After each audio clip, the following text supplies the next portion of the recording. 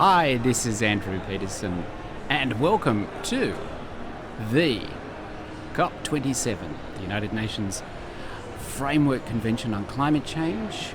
Climate negotiations coming to you this year from Sharm El-Sheikh. And I thought what I'd do is very briefly walk you through some of the pavilions that have already been set up and are in preparation for the commencement of the negotiations, which formally start tomorrow, Monday, 7 November.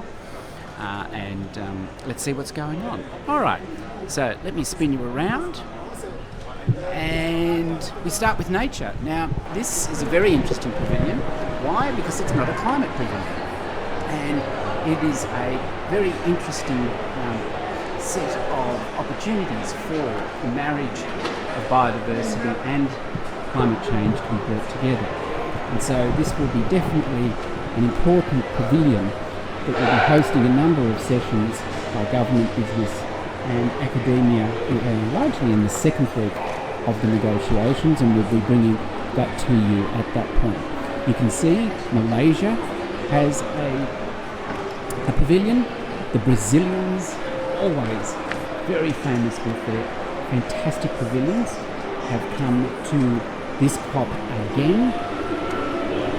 Pavilion that is always worth going to for a variety of geopolitical, economic and obviously climate change reasons, and that is that of the Chinese. And this year they're obviously promoting strongly the role of energy and transformation of energy. It's definitely one to watch. As I said, Malaysia. And we move on to a number of other pavilions. An interesting one called Climate Education Hub. A really interesting pavilion is that of Turkey. Just look at that, quite amazing. And as you may not appreciate, every pavilion has some sort of forum, a speaking space, where there will be an awful lot of presentations, sometimes announcements, sometimes launches, but always a deep conversation around climate ambition, action and accountability. So it'll be one to look at. And always the thematic issues feature quite largely at the COP. You can see food and climate. And here we come to the IETA Business Hub. And what's interesting about the representation of business issue is it is very much on the ground, very much present, and has a role and contribution to play in the dialogue as we go into the next 2 weeks.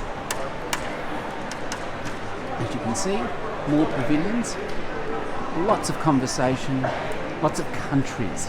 You see Zambia over there, Singapore with its very interesting pavilion is talking very much this time about the digital green economy. It'll be very interesting to see what announcements are made by Singapore over the next week or two. Then we come to the pavilion that I will probably spend quite a lot of time during the next 2 weeks, and that is the pavilion of business through the Global Alliance for Building and Construction, which is a UN-led alliance platform that includes representatives of the World Business Council for Sustainable Development and others.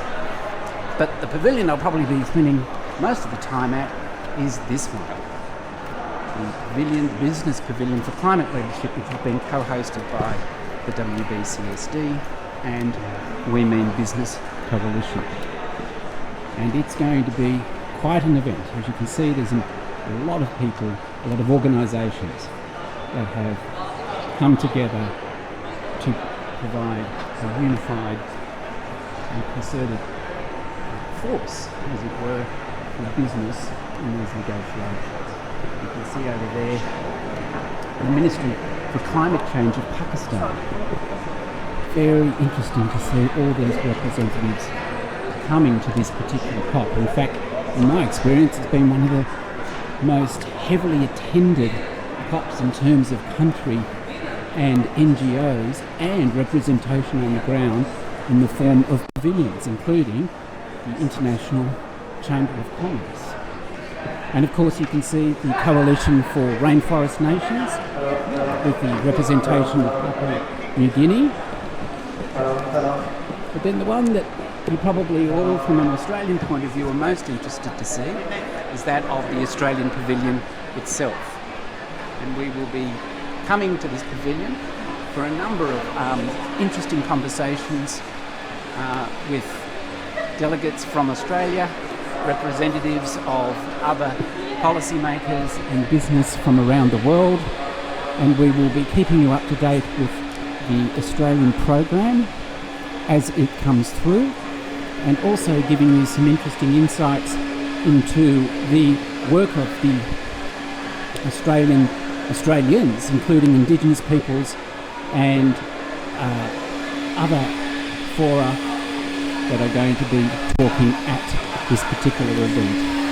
But I thought it would be appropriate, even with the vacuum cleaner, to highlight that we end this quick review on the pavilion of the Ukraine peoples, acknowledging that Australia and Ukrainians are at one at the moment in relation to the challenge currently being faced by that country. Well, that's it for now. Thank you so much for joining us. Hope you found it interesting and look forward to seeing you further in the next few days. Bye for now.